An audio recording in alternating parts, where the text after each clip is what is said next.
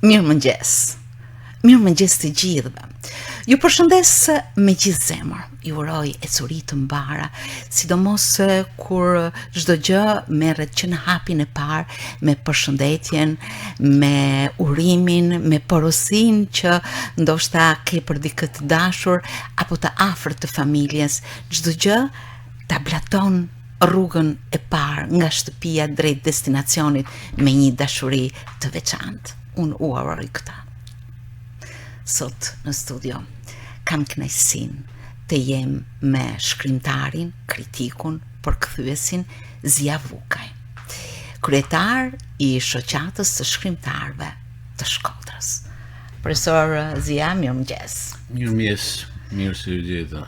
Kënaqësi që ju kam në studio. Gjithmonë flasim për promovime, për ecuri letrare. Ju jeni njeri i letrave. Nuk e di prej sa vitesh, ndoshta gjithë jetën, po nëse nuk do të kishi zgjedhur fushën e letrave, të letërsisë dhe të çdo prurje që ka ajo, çfarë do të ishi? Po ka herë këto duken si të paracaktuar me këto veprimtaritë e jetës. Ndoshta çdo gjë ka lidhje edhe me pasionin, por edhe me prirjet që ka njeriu. Por nga një herë mbrezi jon ndoshta nuk e ka pas luksin me bë shumë zgjedhje dhe por letërsia dhe artet përgjithsisht janë fusha që të tërheqin në bazë të vokacionit që ka njeriu. Dhe kështu besoj që letërsisë nuk do t'i kisha qëndruar larg kurrë me çfarë do gjëra që t'isha marrë. Megjithatë, ndoshta brezat e ndryshojnë pak a shumë fokusin e drejtimit të jetës. Më vjen keq që sot nuk është ai fokus. Ishte në brezat ton, ishte diçka shumë frymëzuese, apo jo, që të merresh me letërsi, me arte. Po kështu është në fakt. Por njerëz që lexojnë dhe njerëz që duan artin e fjalës ka pas gjithmonë, do të ketë gjithmonë. Ndoshta dikur para disa dekadash, kur ne kemi qenë në periudhën e shkollimit apo të rinisë së hershme, ka qenë ndoshta më në modë mu marrë me letërsi. Ndoshta ka qenë më masive kjo dukuri. Por që nuk mund të themi asnjëherë që nuk ekziston si e tillë. Letërsia është arti i fjalës, fjala është gjë e rëndësishme për njeriu dhe për këtë arsye ajo do të jetë gjithmonë do të jetë ndër breza. Ju e keni pasur këtë qasje që i vogël apo keni pasur persona përreth jush, ndonjë mësues? Ku ta di që vërtet ta ka hapur derën me dashamirësi duke ta aprovuar pikërisht këtë qasje tuajën. Është vërtet, unë prirjen për letërsi kam të zmadhuar nga familja. Unë jam rrit me libra, jam rrit mes librash dhe për fatin tim të mirë unë vi nga një familje mësuesësh dhe njerëzish me shkollë. Dhe motrat e mia janë ndoshta ato që më kanë kultivuar librin, më kanë kultivuar edhe dëshirën për të marrë me artin e fjalës. Ndër motrat unë kam atë që më ka hap dyrë e librit, atë që më ka furnizuar me libra, atë që më ka udhëzuar se çfarë më lexoj, madje unë duhet ta përshëndes atë motrën time të dashur Sofien, e cila është po qëse mund na ndëgjoj. Kam dëshirë që ta ndëgjoj këtë përshëndetjen time, ajo është marrë gjithë jetën me përzgjedhjen e librave që kam lexuar, qysh në fëmijënie deri vonë, deri mas gjimnazit. Sa gjë e bukur. Por duke lexuar ju patjetër që filluat edhe të shkruan diçka të bukur. Po normalisht, po tashti çdo i ri ose çdo njeri në fillesat e jetës së vet ka qejf të bëhet të ngjaj atyre modeleve të veta, të ngjaj shkrimtarëve në rastin ton, poetëve. Dhe kjo ka qenë ajo arsyeja që edhe unë, si shumë të tjerë, jam përpjek me hell në letër ndoshta ato për shtypjet e para, për pjekjet e para, sprovat e para, në moshën e adoleshencës dhe të rinisë së hershme, çdo i ri është poet në kuptimin se ashtu ja thot mendja ose ashtu i krijohet përshtypja e tij e brendshme, por ka prej kësaj, po them, për këtij grupi njerëzish që bëhen me të vërtet poet, bëhen me të vërtet shkrimtar, po ka të tjerë pastaj që e ndërpresin sepse merren me drejtime të tjera të jetës, por pasioni mbetet gjithmonë. Dhe këta në mos u bafshin krijues, paktën bëhen lexues të mrekullueshëm. Ju e filluat me vargje, poezi? Po normalisht, si shumë të tjerë kam krijuar sa kam pas në atë botën time, por kam bë edhe për shkrime, kam shkruar edhe në prozë. Por ato nuk janë gjëra krejt të parëndësishme, fillesat janë të parëndësishme, pastaj ju ndoshta buzëqeshni pikërisht me atë periudhë e cila ka qenë frymëzuese, por ruani kujtime të bukura prej tyre. Po normalisht që ruhen kujtime të bukura, aty fillon e formsohet edhe rruga, edhe kristalizohen ato prirjet e para për të marrë me artin e fjalës. Ju nuk e, siç mendoj, nuk e patë këtë qasje ndaj letërsisë nga një pozicion, përkundrazi e filluat me vargje, natyrisht prozë, por kaluat edhe tek përkthimi, duke hapur krahët drejt përqafimit më të madh të letërsisë, si lexues dhe si krijues. Besoj se kjo ju ka dhënë një hapësirë të madhe, apo jo? Po natyrisht letërsia në fakt duhet njihet para se me shkru, duhet njeriu me pas një lloj bagazhit. Bagazhi është formohet don vite shumë për të formuar bagazhi një njeriu që tenton të quhet njeri i letërsisë, sepse është proces shumë i gjatë. Dhe çdo njeri nollet përballë dy fushave të letërsisë. Para letërsisë vetë kombëtare që kanë krijuar në gjuhën e tij ose që ka ardhur në gjuhën e tij, dhe përballë letërsisë vendeve të tjera, përballë letërsisë huaj, letërsisë botërore, e cila është e pafundme, është oqeanike, ajo duhet të njihet aq sa ka mundësi njeriu, aq sa ka jetën dhe aq sa ka energjitë dhe shikimin një qenie njerëzore që ka, po them, edhe përkohshmërinë të jetuarit të jetës së vet. Për këtë arsye, me lexu përveç letërsisë që është krijuar në gjuhën amtare, me lexu dhe letërsi të tjera, atëherë njeriu mund të thonë vetes që është një letrar serioz dhe është po them i stërvitur me tekste të ndryshme, me situata të ndryshme, me motive dhe procedime të ndryshme artistike të artit të fjalës. Është një proces tepër i gjatë dhe është një, si themi ne, është një lloj lavazhit që njeriu i bën vetvetes për gjatë rrugtimit në fushën e artit të fjalës. Ju pangurrim krahas krimtarisë filluar dhe përkthimin, i cili është natyrisht shumë afër krimtarisë, pothuajse një krimtari që një përkthyes i mirë mbështetet jo vetëm në përkthimin e fjalëve, të sentencave, të sintagmave të ndryshme, por në atë psikologji të botës së shkrimtarit për ta sjellë në gjuhën amtare. Si ishte ky vendimi juaj? Kjo në fakt flas për vete, njeriu don me lexu diçka që ndoshta bëhet shkak një shkrimtar i madh, nga i cili ka ardhur diçka në gjuhën tënde, dhe ti e lexon atë diçka të vogël që ka ardhur dhe pastaj nuk ngopesh me të dhe ke interesat mësosh gjuhën e tij.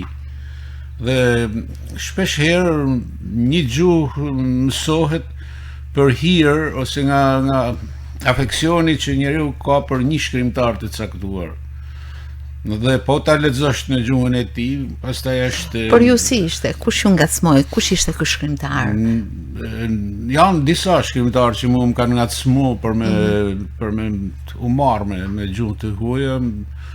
Konkretisht po më kujtohet tani Pirandello për shembull, i cili nga Pirandello dikur kena lexu le novele peruane, kanë disa tregime shumë të bukura, Le maskere nude, ka pas shumë tregime, po jo aq sa pritej me pas. Për arsye se ky autor ka qenë fashist dhe duke qenë fashist nuk ishte i preferuar për botën tonë kulturore, e cila ishte mbushur me paradigma politike, dhe aty nga ky autor nuk kishin ardhur gjanat më të mira. Për shembull, nuk kishin ardhur romanet e mëdhej që ishin klasik fare, Il Fumatia Pascale, përjashtuara asnjë dhe 100.000 e tjerë. Ka një fond romanesh të arta dhe ka gjitha ka dramat që janë luajtur edhe në teatrin Migjeni, 6 personazhe në kërkim të autorit e tjerë. Dhe ka novela, tregime.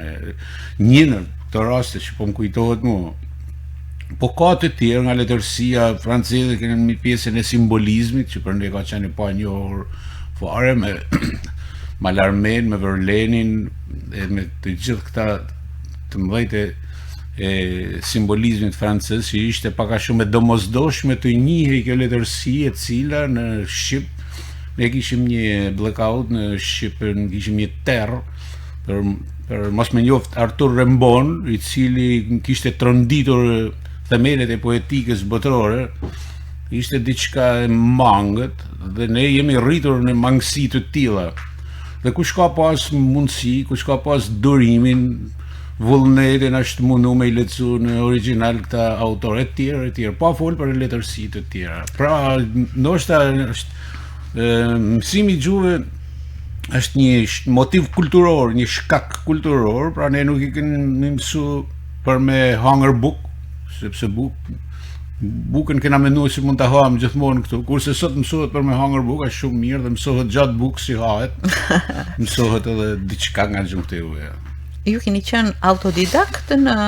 Po, patjetër, autodidakt, kam histori të interesante me peripecitë e mësimit të gjuhëve të huaja, kam shumë histori interesante që bile në njërin për tyre kam bëha dhe tregim, kushtet kanë qenë të pafavorshme, po ka pas Shkodra jon për fat gjithmonë. Cila është historia më interesante që mund të veçoni?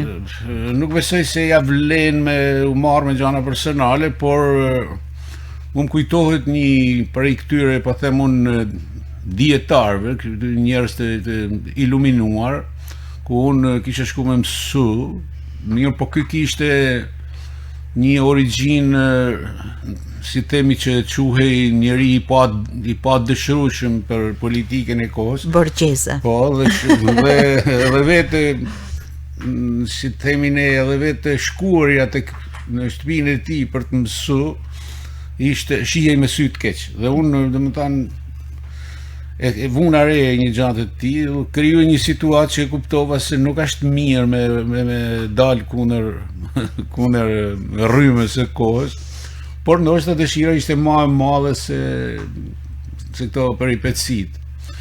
Kjo s'do të thotë nuk du me shit heroizëm as disidencë, por ishte një diçka që i ka ndodhur gjithkujt. Po. Sepse ishte po gati sakrilegj për me mësu gjuhë të huaja, kur ne kishim rusishtën, ne kishim në shkollë, edhe rusishtën e kam mësu fort bile, unë kur kam marru ciklin e rusishtës, unë kam lexu libra. E duhet të keni edhe një prirje, se nga një prirja për gjuhët ekziston tek njerëzit, por është ky vullnet, kjo qasje letrare që ju ka frymzuar shumë. Keni shumë përkthime. Kam pas një kurreshtje ndoshta edhe kjo ka qenë po. Kryesisht nga italishtja dhe frëngjishtja. Dhe keni shumë përkthime, nuk është rasti këtu, megjithëse të gjitha meritojnë respekt, janë autor të mëdhenj. Vetëm se randojmë emisionin, randojmë edhe kohën. Tek përkthimi më i fundit, për të cilin pati një interes mjaft të shtuar, një libër kulturologjik i një autori të madh i botuar nga Harvardi, ku ka dhënë leksione, Eco. Është rrëfimet e një romancieri të ri, Umberto Eco. Umberto Eco, para pak vitesh ka ndrru jetë, ka qenë semiologu më i madh në planet. Është marrë gjithmonë me semiotikën, semiotika është gjuha e shenjave, ai ka transfiguru të gjitha dijenit e tij tek gjuha e shenjave. Një studius me përmasa olimpike, një erudit i pashemullt, pra dhe shumë për mendimin e shumë dietarëve edhe të sotëm të botës, ai ishte njeriu më i ditur i planetit. Dhe ky libër është formuar, siç e thatë edhe ju, nga një grup leksionesh që ka zhvilluar me studentët amerikanë. Mu më pëlqeu libri, e lexova me vëmendje, e kam marrë një tavolinë shumë kohë, pastaj vendosa ta përkthej. Ishte një akord me shtëpinë botuese, si ndodh në këtë rast? Unë botova te shtëpia botuese, dituria e cila ka ekskluzivitetin e botimit të veprave të Umberto Eco. Vetëm kjo shtëpi botuese, askush tjetër nuk mund ta botojmë, pra në zonën shqip-folse, shqip-shkruese. Pra përfshi edhe Kosovë, Maqedoni, Malzi e tjerë, pra ku ka shqiptar, vetëm kjo shtëpi botuese mund ta botojnë. Dhe unë gjej rastin që ti falenderoj ata zotërit, Petrit Ymerin, që është presidenti i shtëpisë botuese Dituria, dhe zonjën e tij të nderuar, që është edhe kryeredaktorja, Mariana Ymeri, një grua me përmasa shumë të spikatuna, një grua përsosur dhe shumë e ditur, shumë dietare dhe shumë e fisme. Dhe këta mu më deshen dhe më përkrahen. S'kishim asnjë lloj afeksionesh familjare, por thjesht ishim në lidhje punet. Afeksione me faqet e librit. Po, dhe ata ishin të zot e punës, ishin njerëz që nuk e di se tash të gjithë punojnë mirë, po për mua ata janë. Cila ishte sfida e këtij libri, sepse ai nuk trajton një subjekt romani apo diçka tjetër. Ka të bëjë me qasje mes reales dhe trillimit artistike, me shumë çka tjetër që lidhet me leksionet e tij. Ju cilësoheni si një përkthyes që futeni shumë në botën brendshme, në psikologjinë e kohës, në atë çfarë thuhet më pas në ecurinë e shkrimit. Kjo është një libër që, siç e thash, edhe natyrën e tij është një libër kulturologjik, pra ka natyrë eseistike, është i ndarë në disa kapituj, por aty flitet për personazhin real dhe për personazhin e trilluar, personat real dhe personat e trilluar, fuqinë që kanë personazhet artistik, dhe nga ana tjetër ka edhe disa veçori që flasin për stilematikën, për sistemin, po them, stilistik që ka libri. E kuptoj. Profesor, natyrisht të përkthesh një libër apo të shkruash një libër është një marrëdhënie me librin, po një marrëdhënie edhe me lexuesin, me njerëzit, me jetën, me shumë çka. Si e shihni ju personalisht këtë raport? Personalisht duhet pa si një raport i cili të kushtozon dhe të rrit shumë fish në krahasim me pikën ku ke qenë para se ta nisje këtë libër. Pra, të përkthesh një libër të tillë dhe ta shohësh vetin në retrospektiv, çka ke ditë para se me përkthy librin, me çfarë ditë mbasi që ke përkthy librin, e vend re vetin që i rrit shumë. Dhe një përkthimi i një libri është një rritje intelektuale që vetëm ata që përkthejnë e dinë. Pra, nuk është një rritje intelektuale që përkthyesit e mirë, shqipërusit, i bën me pas një diferencë të madhe me pjesën tjetër të letrarëve. Pra, jo se merrem me përkthime, por një shqipërus i mirë, është një gjuhëtar më i mirë se çdo gjuhëtar që mundet me bë mësim nëpër universitetin. Ka të bëj Përveç me kësaj, meshtri. është edhe një stilist më i mirë se të gjithë stilistët që japin randën e stilistikës dhe të kulturës gjuhësore në universitet. Flasun për ata që i kanë dalë zot me bë mirë këtë punë. Dhe në një libër i cili ka një tematikë caktuar, brenda kësaj tematike, një shqiptarus bëhet më eksperti në të gjithë në këtë lloj tematike. Dhe varet lloji i librit, por ajo marrëdhënia personale pra e një shqiptarusi me një libër është marrëdhënia e rritjes së vet personale, pra është një rritje që vetë ky individ që quhet shqiptarusi ose përkthyesi ose kombëtarizuesi pëson gjatë procesit të punës së tij. Është një punë, është një përvojtëni, është një punë e rëndë, është një punë që të veçon prej ambientit, është një punë që të vetmon dhe do ta kryesh këtë punë vetëm me forcën tënde dhe me librin që ke përpara. Dhe me morinë e fjalorëve enciklopedik, të cilë do t'i shfletosh për çdo ditë e për çdo orë për të parë se si mundet mu sjell në mënyrë të saktë në gjuhën amtare një nocion ose një leksem ose çfarë do qoftë. Duke parë gjithë këtë angazhim që një njëri lejtrave si qeni ju ka me letërsinë, me përkthimin, me krijimin, por ju keni edhe një jetë aktive në marrëdhënie me aktivitete të ndryshme, me lexues, me promovime të ndryshme. Kjo gjë duket se është si një erë që fryn në dhomën tuaj, në studion tuaj, apo jo? Po kjo është një angazhim që po bëhet prej një dekade. Prej një dekade unë jam marrë me shoqatën e shkrimtarëve. Shoqata e shkrimtarëve është ridimensionu dhe është themelu dhe ka emrin Pena e Shkodrës. Pra shoqata jon e ka emrin Pena e Shkodrës dhe vetë libri që ne nxjerrim një herë në vit quhet Pena e Shkodrës. Përpara se të kalojmë tek Pena e Shkodrës, unë do dëshiroja të ndalesh edhe në një pikë tjetër të rrugtimit tuaj gjatë 2025-s. Ju keni qenë antar i jurisë në vlerësimin në panairin e librit. Çfarë përgjegjësie, sfide, kënaqësie ju dha ky fakt? Po, ishte një eksperiencë shumë interesante. Unë kam fillu këtë angazhim në gusht, nga gushtje deri në 20 nëntor. Pra ishte një periudhë, për mua ishte një periudhë e bekuar, një periudhë fatlume sepse më bani me jetu përvoja të reja, me njoftë persona dhe personalitete të ri, mi gjitha ishte një vlerësim që mu ba dhe unë i falenderova që ishin kujtu pra për të në përfshirë në një grup të vogël njerëzish, por që kishin detyra shumë të mëdha, pra ishte një grup prej 5 vetësh, dhe kjo ishte për mua ishte ajo që më krijoi atë satisfaksionin, pra sepse isha një përfaqësues i qytetit tim në një event që është më i madh në Shqipëri.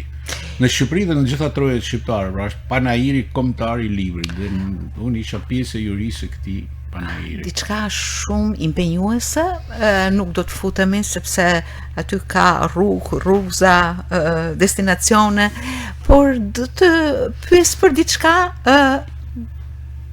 që mua më ngacmon.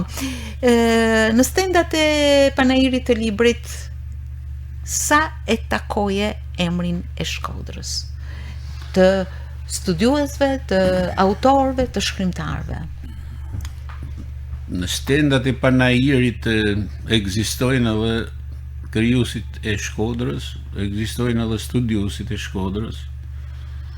Duke qenë se ne jemi të dashuruar me qytetin ton, me kulturën ton, po edhe më tepër se qytetin me gjithë treven ton veriore, natyrisht që ka në stendat e panairit gjithmonë ka pasur, ka dhe do të ketë pjesë ose emra, veprash dhe autorësh nga qyteti ynë.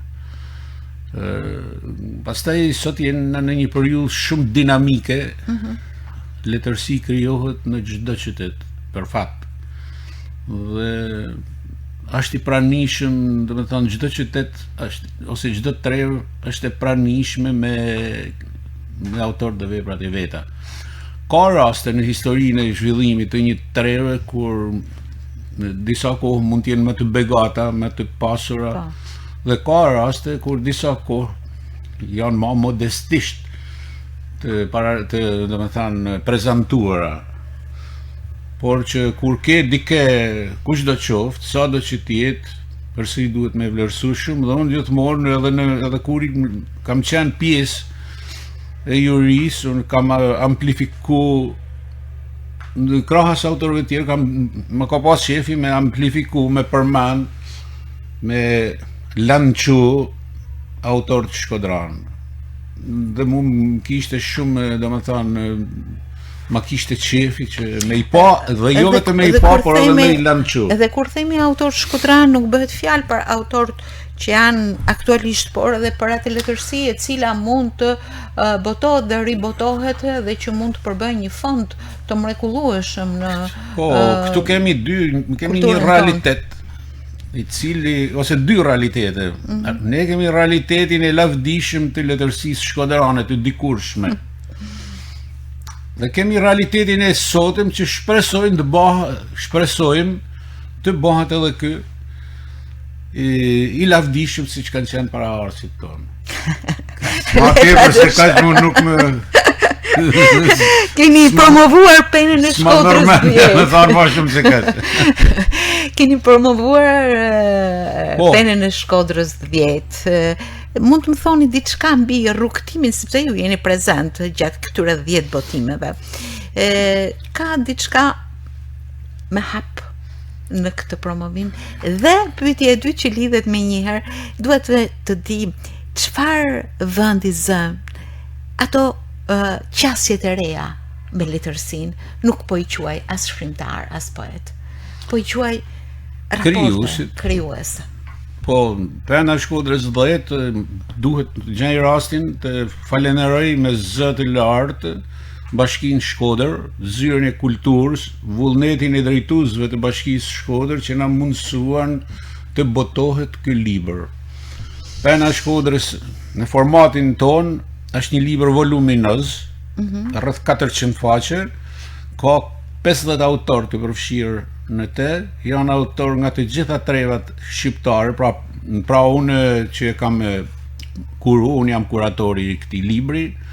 Ju jeni botuesi i këtij libri. Po, dhe ai që ka përgatit dhe ai që e kam botuar dhe gjitha, domethënë. Tash kjo nuk është për jo, punë që e bani me shumë përkushtim prej shumë vitesh. Është thjesht një realitet, asgjë më tepër. I kam disa nga penat e Shkodrës. Edhe atë do ta sjell, por do ta sjell patjetër. Mos e harroni. Nuk e harroj. Kjo ishte botim jubilar, sepse u plotësu numri 10. Numri 10 është numri i plotësisë dhe i përsosmërisë. Kur ndryshe është me thonë kam bën 9 libra, ndryshe është me thonë kam bën 10. 10 është e plot. Ju si botues keni vendosur disa shënime 10 aty tek këto? Unë kam bën nga një parathanie të vogël në disa jo në gjitha, por edhe këtu kam bën një parathanie të vogël. Këtu ka autor të ri dhe të vjetër, ka autor Shkodran, s'kam lënë asnjë Shkodran që ka pas dëshirë ose ka pas ç'a me thanë për këtë rrallë, se mund të mos ketë ç'a me thanë një shkrimtar për një vit ose për 2 ose për 3. Është natyrshme. Dhe prapa shkrimtari i respektuar. Por ata që kanë pas ç'a me thanë, ç'a me na dhanë ne për me vënë në këtë tribun, unë i kam marrë të gjithë. Madje ju kam bërë dhe ka 2-3 njoftime disave që e kam menduar se ja vlen me kanë. Dhe kam antartë i shoqatës, që është antarësia e nderuar e shoqatës, që e marrën gjallë këtë strukturë kulturore, dhe janë njerëz të mrekullueshëm, edhe të talentuar, edhe të përkushtuar, edhe të fisëm, edhe të gjitha i kanë ata antarët e shoqatës time dhe po të mos ishin kaq të shkëlqyer edhe unë vetë nuk do të kisha harxhuar energji. Kur hapa programin kisha parasysh kur një rrugë bekohet me urime, me porosi të bukura dhe të mira, nuk ka të mos jetë afërt. Ju punoni me këtë shoqat dhe duket që keni një qasje apo një afërsi, e doni pra kam në afeksion dhe mi gjitha kam respekt maksimal për secilin prej tyre dhe për gjithëve që veç. Dhe kam emra shumë të mira aty në shoqat, krijues të mrekullueshëm. Dhe nuk du me përmend veç që veç, sepse mandej duke mos i përmend të gjithë atëherë bani pa drejt. Por këtu ka nëpërmjet këtij po them nëpërmjet kësaj kolane, është një gjerdan letrar shumë i rëndësishëm, me 10 volume, i takon rreth 4000 faqe, që regjistron letërsinë shqiptare, nuk është merite ime nëse është gjë e mirë, është merite atyre që kanë shkruar dhe kanë emrat dhe veprën aty në urimet më të mira për gjithë krijuesit e Shkodrës por jo vetëm. Tan krijuesit e Shkodrës pa diskutim. Kam krijues, kam edhe Gjyrë Kastrit, kam edhe Durrësak, kam edhe Korçar, kam edhe nga Librazi, kam nga Kosova. Një marrëdhënie shumë e mirë. Se Shkodra ka qenë e hapur gjithmonë kulturalisht me ndaj madje jo vetëm ka qenë e hapur. Shkodra ka qenë shpresë kulturore për shqiptarët. Dhe unë nuk kam se si ti myll derën as një krijuesi nga Ky është ai bekim që vjen nga diaspora, kam nga Kosova, kam nga Mali i Zi, pra kam krijues të spektrit mbar shqiptar. Për arsye se të gjithë kanë një lloj nderimit, një lloj veneracionit, për Shkodrën. Pra, a do të japish 2 faqe hapësirë dhe botoj diçka se duhet ta botoj aty sepse quhet pena e Shkodrës. Dhe Shkodra që është kultura më simpatike e Shqipërisë, duhet me mu trajtu kështu. Profesor, ja pra që ju nuk jeni vetëm një person i studios së përkthimit apo të krijimit.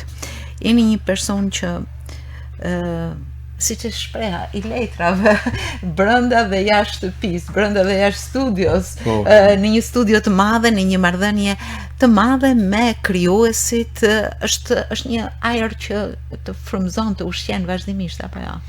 Po normalisht njeriu thotë Oscar Wilde, njeriu ka qef me i bën për ditë gjërat që i bën shpesh.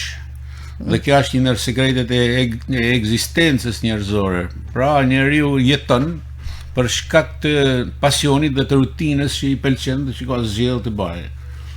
Ashtu siç një bletërici që është një mrekulli, i pëlqen puna e tij dhe ka drejt të pëlqej, ai nuk mund të jetojë pa këtë lloj pune.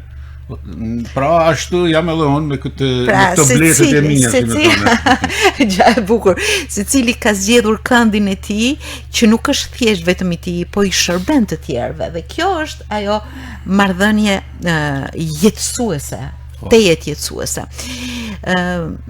2026 ka në tavolinën tuaj të punës mjaft projekte, besoj, libra që shfletohen, që përkthehen, që shkruhen, që redaktohen.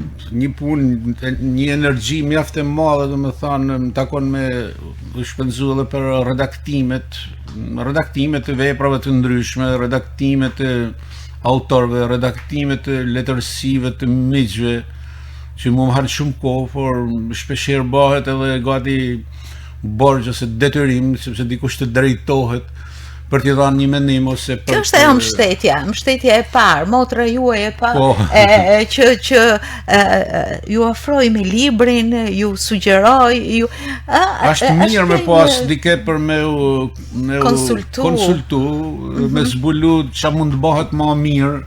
Në një se ne themi kritik letrar dhe fjalën kritike kena i nade që fjalë kështu me konotacion negativ. Në fakt letërsi fjala kritik kuptohet ndrysh. Letërsia fjala kritik është vlerësim. Vlerësimi masanej ka dhe sugjerimet. Kritik nuk do me thanë mohim, as nuk do me thanë pra nihilizëm, as mohim, por kritik do me thanë vlerësim, këndveshtrim, i cili e ndihmon autorin për ta përmirësuar, për ta përsosur veprën e tij. E di që nuk mund të flasim për vepra të përveçme, por e di që ju notoni një det dashurie me letërsinë, me njerëzit që shkruajnë, me faqet e librave e me kontributin tuaj në botime të ndryshme, dhe për këtë dua t'ju uroj mbarësi, suksese, një satisfaksion që njeriu siç thatë ju në atë rrugën që ka zgjedhur nuk mund të rrijë pa të. Dhe kjo patjetër është një energji e brendshme, të cilët të gjithë njerëzit duhet ta kenë, një motivim të bukur, por që ju shërben të tjerëve. Duhet ju falenderoj shumë që erdhët në Mirëmëngjes Shkodër. Duhet ju falenderoj për këtë hapësirë të madhe të letërsisë, e cila duhet të gjej vend tek çdo njeri, të hap dy faqe, të lexoj diçka të vlefshme, të bukur, të vendos një shenjë dhe të rikthehet më pas për ta vijuar. Shumë faleminderit për Efsh. Faleminderit ju. Kënaqësi gjithmonë. Kënaqësi. Faleminderit.